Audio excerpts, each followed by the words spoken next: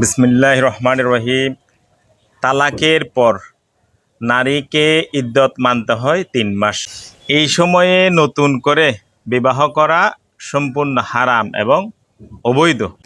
বাংলাদেশের আইনেও বলা আছে তালাক কার্যকর হয় ৯০ দিন পর। তাই ৩০ দিনের মধ্যে বিবাহ করলে সেটা আইনের দৃষ্টিতে এবং ধর্মীয়ভাবে উভয়ই দৃষ্টিকোণ থেকে বাতিল। ইদ্যত পালন করা এটা শুধুমাত্র ধর্মীয় নিয়ম নয়, এটা নারীর একটি অধিকার এবং সম্মান রক্ষার একটি অংশ। বিবাহ বিচ্ছেদ মানে সাথে সাথে নতুন জীবন শুরু করা নয়। শরীয়ত এবং আইন বলে নারীকে ইদ্যতকাল পূর্ণ করতে হবে।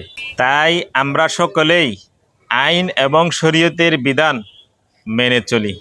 আপনাদের সকলের সুস্বাস্থ্য এবং দীর্ঘায়ু কামনা করছি। আসসালামু আলাইকুম।